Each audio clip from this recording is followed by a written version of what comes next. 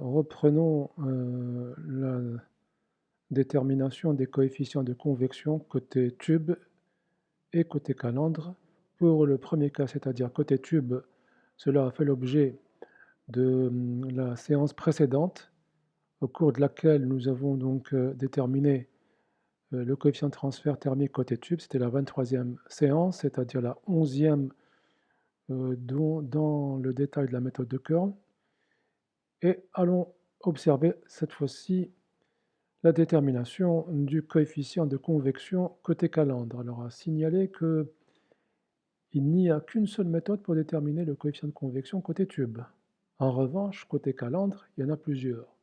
Je vais donc m'appuyer sur celle qui a été proposée par Kern, la toute première, celle de 1950, que je vais détailler au cours de cette séance. Donc, commençons.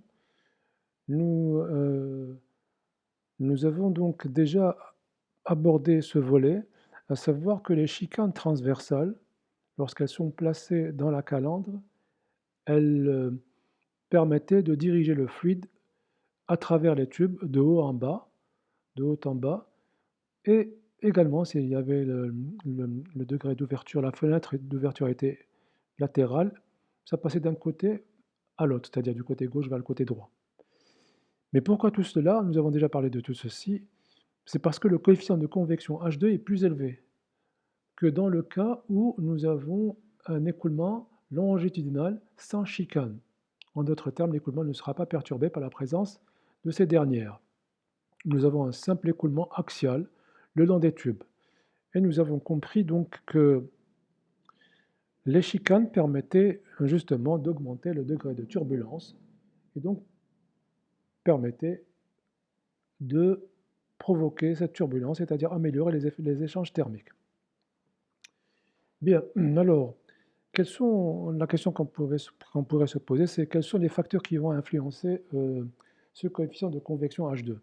D'abord, il y a le type de pas. On va voir ensuite d'autres pas, mais pour l'instant, il y a le type de pas. Il y a le pas carré, et dans le pas carré, il faut observer attentivement ce qui va se passer. La vitesse va subir des variations selon qu'elle se trouve entre deux tubes adjacents ou alors elle se trouve entre deux rangées de tubes. Je vais m'expliquer. Voici l'écoulement qui va être donc descendant à cause de l'orientation des chicanes, la fenêtre étant horizontale, soit en bas, soit en haut. Et donc ensuite, quand on est entre deux tubes adjacents, cet étranglement procure au fluide une augmentation de la vitesse, et donc nous avons tantôt une accélération, tantôt une décélération quand on se situe entre deux rangées de tubes, entre deux nappes transversales. Donc c'est quelque chose qui va influencer fortement le coefficient de convection H2. Regardons maintenant d'un peu plus près le pas triangulaire.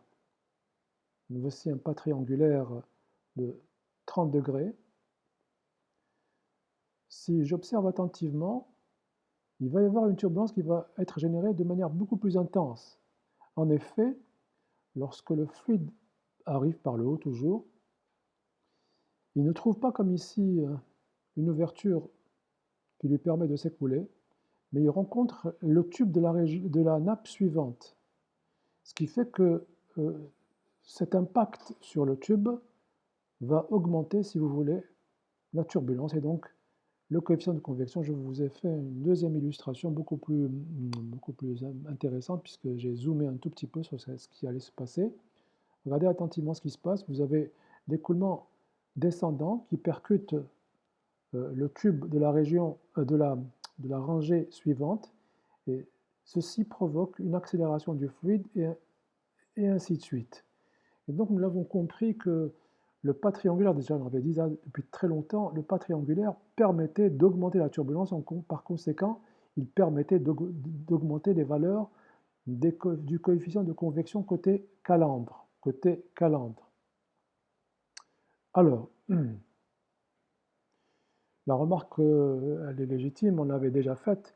Si les notions de perte, si la perte de charge et l'encrassement de l'extérieur des tubes ne sont pas des paramètres déterminants, ben, le tube triangulaire est le bienvenu, puisqu'il va me permettre d'obtenir des coefficients de convection H2 très élevés, et même jusqu'à 25% si on devait les comparer par rapport à un pas carré, lorsque nous sommes dans les mêmes conditions de débit et de taille de tube. Et je ne vous parle pas non plus de la possibilité de caser beaucoup plus de tubes. On peut caser beaucoup plus de tubes dans une disposition en quinconce en comparaison avec une disposition en ligne. Nous avons dit qu'il y avait une augmentation de près de 15% de tubes en plus pour la disposition quinconce. Donc on continue. Donc on a parlé du pas. Le pas influençait le coefficient de convection H2. Mais nous avons également d'autres facteurs qui pourraient influencer H2. Il y a la taille des tubes, il y a également les tolérances, c'est-à-dire le jeu entre le tube et les chicanes et la calandre, et enfin la calandre et le faisceau. La calandre et le faisceau. Et aussi, bien sûr, le régime d'écoulement influence fortement H2. Alors, intéressons-nous un tout petit peu au nombre de chicanes. Nous avons déjà parlé de cela, c'est pour ça que je rappelle un peu ce que nous avons fait auparavant. Le nombre de chicanes permet n plus 1, nombre de chicanes, nb, n plus 1, passage à travers le faisceau. Et par conséquent, plus l'espacement de chicanes est petit, plus grande sera la turbulence. Plus grande sera la turbulence. Ici, vous avez 1, 2, 3, 4 chicanes. Vous avez un premier passage, un second passage, un troisième, un quatrième et évidemment un cinquième. Nous avons bien un B plus 1. Vous allez voir un peu, voici ce que je disais. Nous avons 5 passages pour cet exemple que j'ai pris. Et donc en fait, nous l'avons compris, plus les chicanes seront serrées, mieux sera la distribution du fluide puisqu'il y aura beaucoup plus de passages et par conséquent une turbulence beaucoup plus accrue. Alors maintenant, nous arrivons au cœur de la méthode de Kern. Vraiment, puisque, voilà, nous avons des écoulements qui sont transversaux, perpendiculaires au tube, tantôt, c'est-à-dire entre deux chicanes, et nous avons ici, au droit de la fenêtre, nous avons un écoulement longitudinal, axial. Et donc, nous l'avons compris, ça va être un peu compliqué de définir cette section droite par laquelle passe le fluide, puisqu'il y a deux régions totalement différentes, selon que le fluide se situe entre deux chicanes consécutives ou bien se situe au droit de la chicane, au niveau de l'ouverture, au niveau de la fenêtre. Donc c'est pour ça qu'on remarque, il est dit qu'il n'y a pas véritablement de zone d'écoulement par laquelle la vitesse côté calandre pourrait être calculée. Et même la notion de vitesse linéaire, j'entends, elle n'a plus une grande signification. C'est pour ça qu'on va rapidement passer à la vitesse massique, la densité de flux massique. Et donc si l'on devait voir à travers une section droite de l'écoulement, ben globalement, nous voyons que la largeur passe de 0 quand je suis au niveau du toit, au sommet de la calandre, et elle augmente, la section droite augmente jusqu'à atteindre son maximum au centre de la calandre. Au centre de la calandre. Et voilà, je vais m'expliquer à travers cette illustration. Vous avez ici la section droite qui est égale à 0, et elle commence à croître jusqu'à atteindre son maximum au centre. Jusqu'à atteindre son maximum au centre. Donc gardons à l'esprit que le maximum de la section droite offerte au fluide s'écoulant côté calandre, s'écoulant transversalement côté calandre, se situe au niveau du centre de la calandre, le centre de celle-ci. Continuons. Alors voilà, maintenant, dans les travaux de Kern, Kern retient la corrélation de type facteur de Colburn, c'est-à-dire J ou J', c'est égal à, comme on l'a vu, en fait ça diffère des auteurs, mais comme on l'a vu, par exemple pour Kern, c'est plutôt J', Nusselt sur Prandtl à la puissance entière, multiplié par le facteur de correction des effets visqueux. Il n'y a pas le nombre de Reynolds comme dans la deuxième définition du facteur de Colburn. Nous avons dit déjà qu'il y avait deux définitions possibles du facteur de Colburn et que Kern avait opté pour cette définition dans laquelle il n'y avait pas le nombre de Reynolds au dénominateur. Bien. Alors, qu'est-ce qu'a fait Kern? Il a justement utilisé cette corrélation et il a, pas cette corrélation, pardon, je voulais dire, il a corrélé ses résultats par le biais d'une corrélation de ce type-là en fonction du nombre de Reynolds qui se base sur la vitesse massique. Donc voilà ce qu'a retenu Kern. Il définit donc comme solution à son problème, c'est-à-dire quelle serait la vitesse avec laquelle il va définir son écoulement côté calandre et quelle est la dimension caractéristique. Donc il avait deux difficultés qu'il a résolues en adoptant non pas la vitesse linéaire ou bien axiale, mais plutôt la vitesse, superficielle plutôt, mais plutôt la vitesse massique. Et pour la dimension caractéristique, il a utilisé la notion de diamètre équivalent. Je voulais juste faire une petite remarque par rapport aux travaux de Kern. D'autres auteurs, et ils sont en nombre très élevé, préfèrent définir deux débits massiques. Un débit massique transversal, perpendiculaire au tube, et un débit massique longitudinal, axial, dans le sens des tubes, de la longueur des tubes. Et donc ensuite, ils utilisent le diamètre externe de tube des deux pour l'expression des nombres adimensionnels tels que le Reynolds et le nombre de Nusselt. Donc il y a d'autres auteurs parmi lesquels il y a Donohue. Donohue travaille comme cela.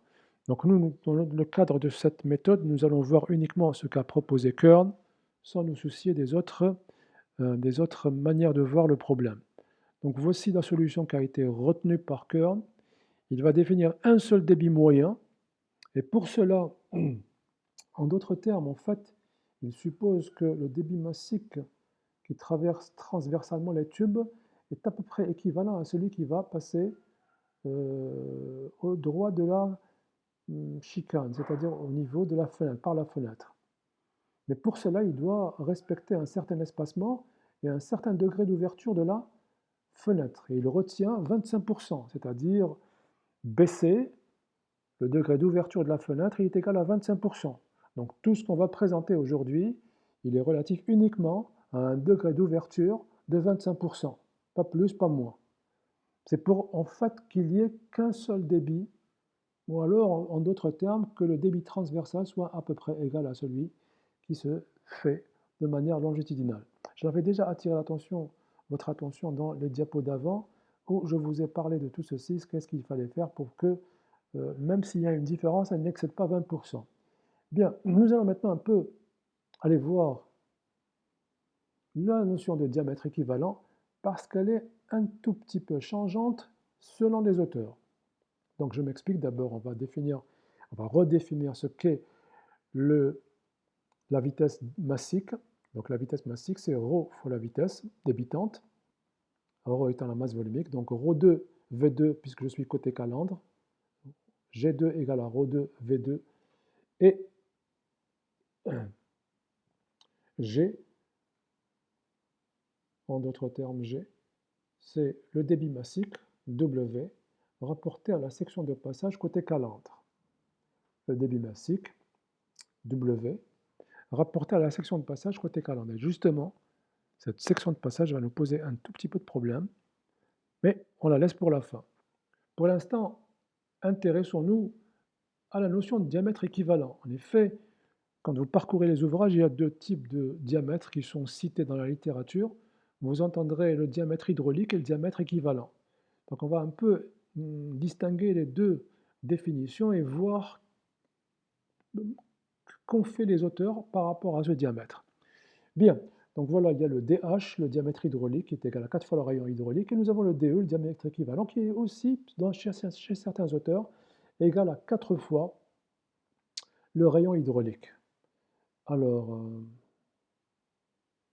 voilà, ça c'était juste la remarque pour dire en fait que la vitesse superficielle n'est plus judicieuse, on préfère passer à la vitesse massique entre deux chicanes consécutives, et c'est-à-dire que nous sommes dans le cas d'un écoulement transversal.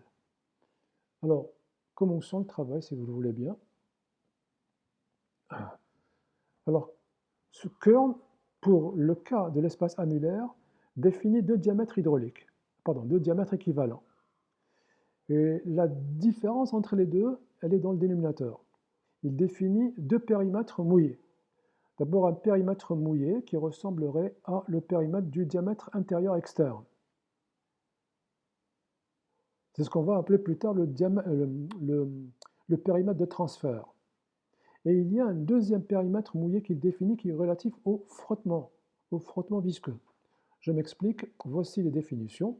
Donc le diamètre équivalent, j'ai mis ça en évidence pour que vous sachiez que Kern, pour l'espace annulaire, a défini deux diamètres équivalents. Et donc il va les distinguer en fonction de l'expression du périmètre mouillé. Je m'explique.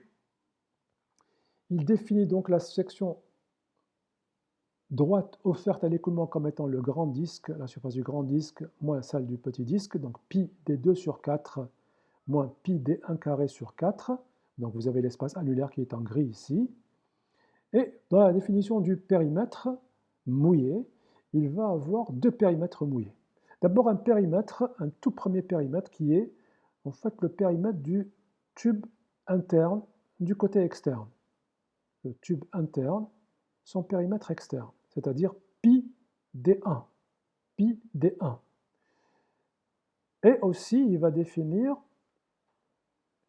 un deuxième périmètre, et dans ce cas, il va aussi tenir compte du périmètre interne du tube externe, c'est-à-dire pi d2. Pi d2. Je voulais juste vous montrer une petite chose ici. Dans le Kern, quand il a tracé son diamètre d1, il va effectivement de la surface externe du tube interne, mais ici, c'est comme si il s'arrêtait un peu avant, pardon. Il aurait dû aller jusqu'ici. Donc j'ai refait le schéma, voilà. Alors, voici donc les deux périmètres. Le premier périmètre, pi d1, le périmètre externe du tube interne, du tube intérieur ou du tube interne, et il y a également le périmètre mouillé de friction. Là, il tient compte de toutes les surfaces qui vont être en contact avec le fluide en écoulement. Donc il rajoute la distinction entre les deux, la différence entre les deux, il réside uniquement dans D2. Dans D2. Donc voici le deuxième.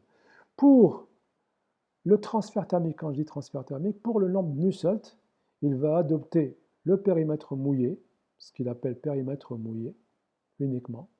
Et pour le coefficient de frottement, il va adopter le périmètre mouillé de friction. Mais paradoxalement, pas pour le nombre de Reynolds. Pour le nombre de Reynolds, il va étudier, il va le calculer avec le périmètre mouillé. Donc, pour le Reynolds et le Nusselt, il utilise le même périmètre, le périmètre mouillé. En revanche, pour le coefficient de perte de charge linéaire, il utilise le périmètre mouillé de friction et il estime que dans ce cas, et uniquement dans ce cas, il faut tenir compte de du deuxième frottement avec le tube externe du côté intérieur. Le tube externe du côté intérieur. Donc ici, il va utiliser ce qu'il a appelé DE, et en bas, il va utiliser DE'. Voilà comment ce qu'il va définir pour l'espace annulaire. Pour l'espace annulaire. Alors, est-il seul à définir les choses de cette manière-là, les diamètres hydrauliques de cette manière-là? Non, il y a beaucoup d'auteurs qui l'ont suivi dans cette définition. Alors, parmi lesquels, donc il y a déjà le Kern lui-même, pour l'espace annulaire, je dis bien, ce n'est pas le faisceau de tube. Mais il y a également d'autres auteurs, parmi lesquels Ludwig, il y a également le Whittier et le Dutta. ce sont les ouvrages qui utilisent la même définition, à savoir, pour le nombre Nusselt et le nombre de Reynolds, on utilisera le diamètre équivalent, DE, défini avec le périmètre mouillé, en d'autres termes, je vais l'appeler plus tard le périmètre de transfert, pi D1. En revanche, pour les calculs de paire de charges, ils vont utiliser tous le périmètre mouillé de friction, c'est-à-dire pi D1 plus pi D2, les deux surfaces latérales, celle du tube interne du côté extérieur et celle du tube externe du côté intérieur. Voilà. Alors, est-ce qu'il y a d'autres définitions? Eh bien oui. Il y a le synode d'abord, le Coulson et Richardson. Celui-là définit un seul diamètre équivalent, un seul, mais il se base sur le périmètre mouillé de friction,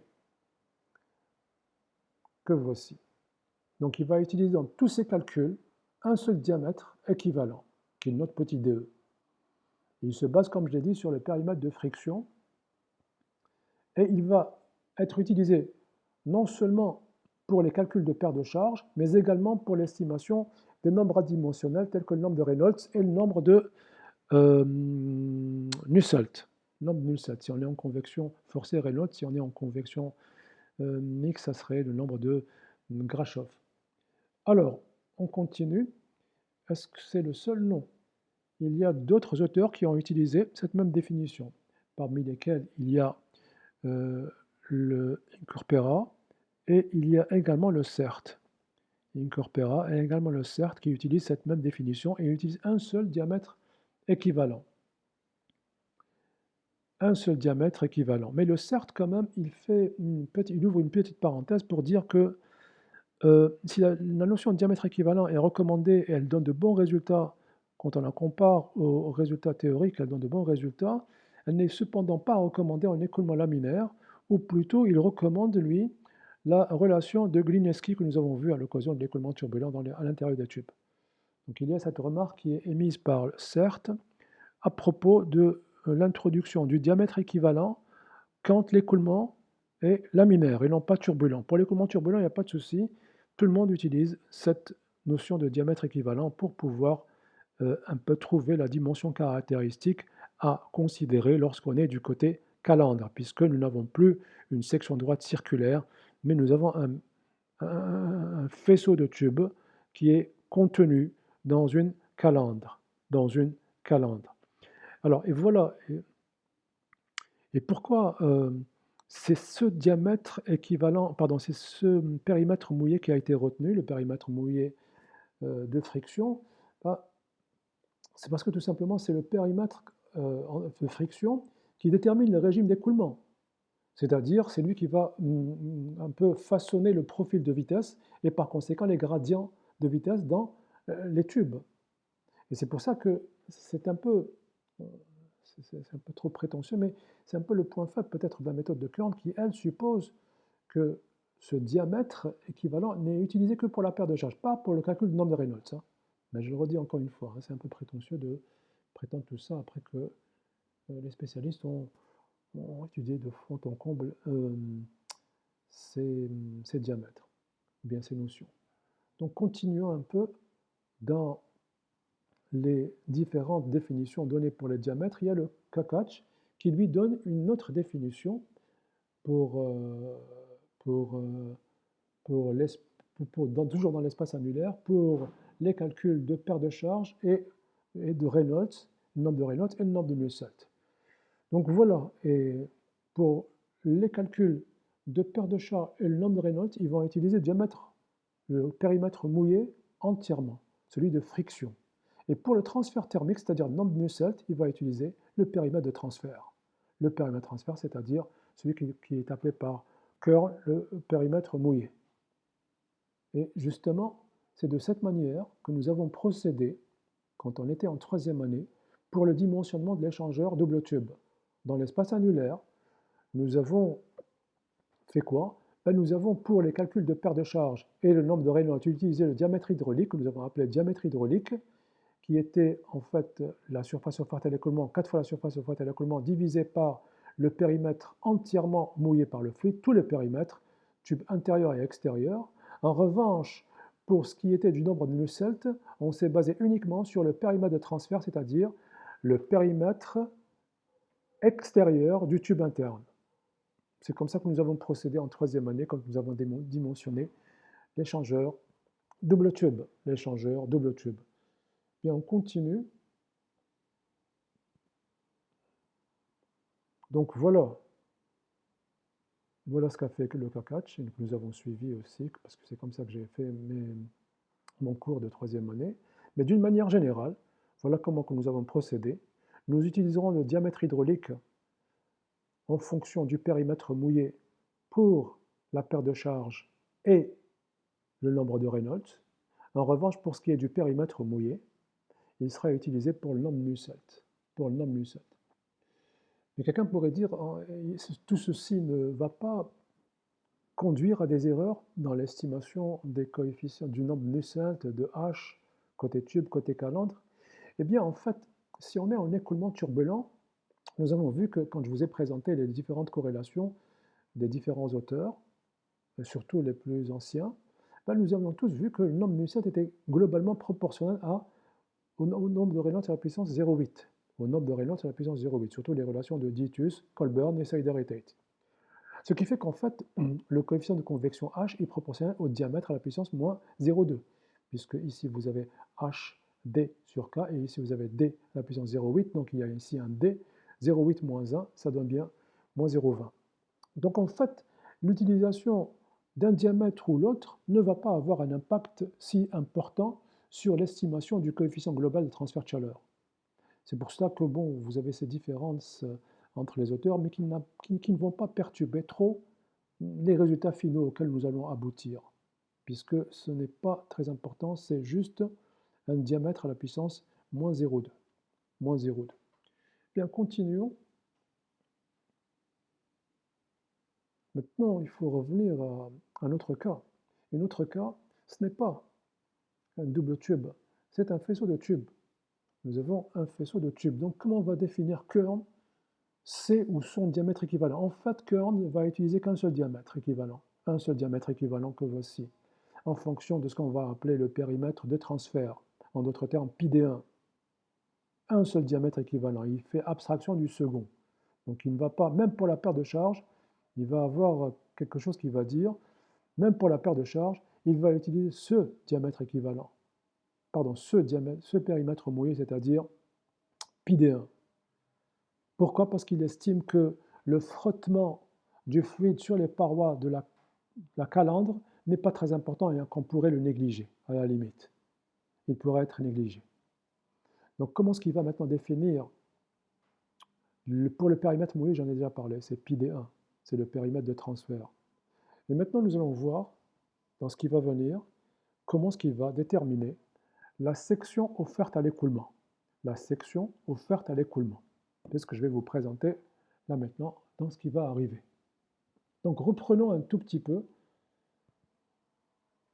Nous avons dit que Kern avait défini une seule vitesse massique, aussi bien pour l'écoulement transversal que l'écoulement longitudinal ou bien axial. Ok. Elle était égale au débit massique rapporté à la section de passage côté calandre, que nous n'avons pas encore abordé, que nous laissons pour la fin de ce cours, de cette séance. Pour ce qui est du diamètre équivalent, il est égal à 4 fois la surface offerte à l'écoulement rapportée au périmètre mouillé. Et on va maintenant aller observer un tout petit peu tout ceci. D'abord la BAC. Donc nous avons dit que cette corrélation, donc nous avons compris que dans cette corrélation, Kern a utilisé la vitesse massique pour estimer le nombre de Reynolds et le diamètre équivalent pour estimer toujours le nombre de Reynolds, mais également les nombres adimensionnels tels que le nombre de Nusselt et le nombre de Reynolds. Voilà, je l'ai déjà dit. Donc voici la corrélation, la figure qui est montrée. C'est une corrélation de données industrielles qui donne de très bons résultats pour ce qui est des hydrocarbures, des composés organiques, l'eau, les solutions aqueuses, ainsi que les gaz. Ceci lorsque vous avez des jeux acceptables entre les chicanes et les tubes, entre les chicanes et la calandre. En fait, il s'agit de, Kern appelle ça une courbe de sécurité, une courbe de sécurité telle que l'écart des données par rapport à la courbe varie au maximum de 0 à 20%. De 0 à 20%. Elle a été établie, comme je l'avais dit déjà, pour une fenêtre, un degré d'ouverture de la fenêtre de 25%. Alors, regardons maintenant d'un peu plus près cette corrélation. Alors ça je l'ai dit. Alors, regardez maintenant ce qu'ont présenté les autres auteurs. Le Ludwig, avec différents degrés d'ouverture de la fenêtre qui varient de 15 à 45%, alors que le cœur, lui, était uniquement à 25%. Et vous remarquerez également la même définition qui est donnée pour le facteur de Colbert, pour aussi bien Kern que Ludwig, que le Dieuta. Regardez également ce que va proposer le huitier. Il faut voir cette courbe-là, hein. Il faut lire de ce côté-ci. Celle-là, c'est pour le coefficient de frottement. Donc vous avez remarqué que dans tous les cas, c'était une croissance. C'était une courbe croissante. Et il y a le sinote. Et paradoxalement, on va dire paradoxalement, c'est une décroissance auquel nous assistons. Et il n'y a pas de discontinuité.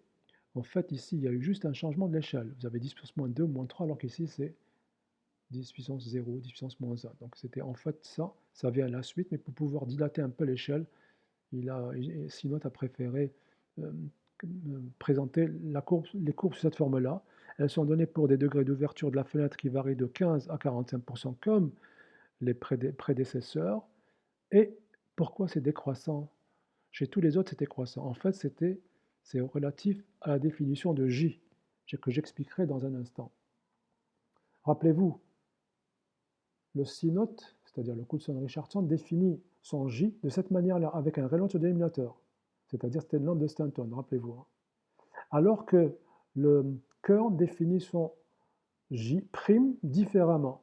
Il n'a pas le nombre de Reynolds au dénominateur. Et c'est justement ça qui fait que vous avez tantôt des courbes croissantes et pour le sinote, une courbe décroissante. Pour les autres, c'est une courbe croissante, Kern, Ludwig, le huitier croissante, et pour le sinote, c'est une courbe décroissante. Alors, ceci revient à la définition de J, du facteur de Colbert. Alors, soyons un peu plus explicite, pardon. Regardons un peu plus près cette courbe qui est d'une qualité un peu moindre, mais ce n'est pas grave. Globalement, nous voyons que cette allure présente une courbure. Vous le voyez, ce n'est pas une droite.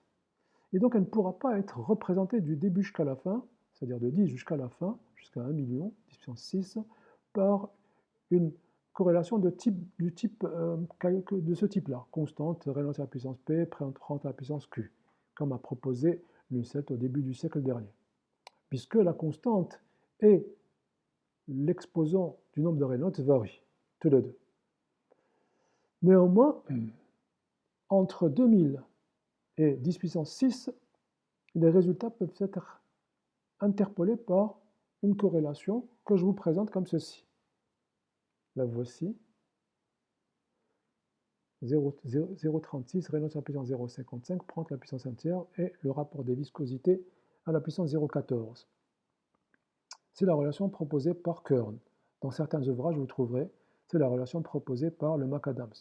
En fait, j'ai parcouru le McAdams, je n'ai pas réussi à la trouver. Et donc, je vais rester sur le fait que ce soit la corrélation proposée par Kern pour interpoler ces résultats expérimentaux. Bien, regardons ça d'un peu plus près, c'est-à-dire essayons de calculer le facteur de Colbert, donc le J', voici le J', Nusselt sur Prandtl, la puissance 1 tiers, multiplié par le rapport des viscosités, avec un signe moins. Je mets l'expression du nombre Nusselt, ça que vous voyez ici, donc je suis strictement entre 2000 et 10 puissance 6, c'est-à-dire la fin de l'écoulement laminaire, approximativement, et l'écoulement parfaitement turbulent. Et donc je remplace, il y a des simplifications qui apparaissent, le nombre de Prandtl et le rapport des viscosités, si bien qu'il me reste quoi? Ben, il me reste ceci. J', c'est 0,36, Reynolds à la puissance 0,5, ça ressemble un peu à la racine carrée, mais comme on est en échelle logarithmique, ça donne une expression linéaire.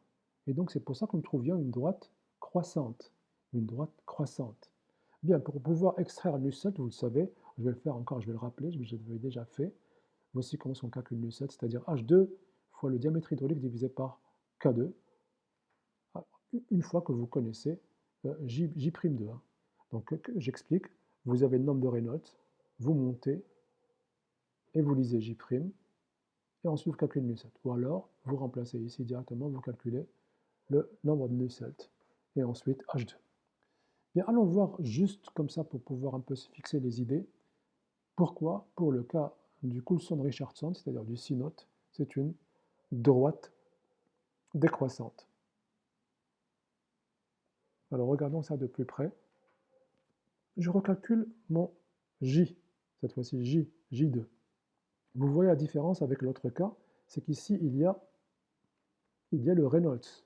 Chez Kern, il n'y a pas le Reynolds, alors que chez le C-note, il y a le Reynolds.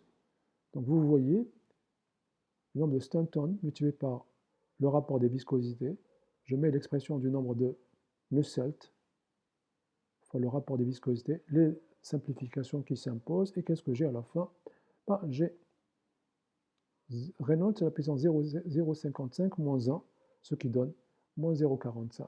Et je vois bien qu'il y a une puissance négative, et par conséquent, c'est une décroissance. Et voilà, nous avons un peu réglé le problème de diamètre équivalent. Nous avons présenté la figure qui va nous servir de base, soit celle du Coulson-Richardson, soit celle du Kern, mais dans tous les cas, il faudrait faire attention à la définition du facteur de Colburn, sinon vous commettrez des erreurs. Donc il faudrait voir comment est-ce qu'ils ont défini leur facteur de Colburn. Bien, une fois que nous avons fait ça, nous allons à présent passer à la détermination de la section de passage côté calandre. Et pour cela, je préfère réserver la séance d'après parce que j'ai passé un peu plus de temps sur sur ces détails, et ça m'a fait perdre beaucoup de temps. Donc je vais arrêter la séance là maintenant, et je la reprends dans un instant pour vous présenter cette fois-ci qu'est-ce qu'a fait Kern pour décider de la section offerte à l'écoulement côté calandre entre deux chicanes consécutives. Entre deux chicanes consécutives, c'est-à-dire lors de l'écoulement transversal des fluides par rapport au tube. Voilà, j'espère que ça a été clair. Si ce n'est pas le cas, adressez-moi vos commentaires. Je reviens vers vous très vite. À très bientôt, je l'espère. À tout de suite. Au revoir.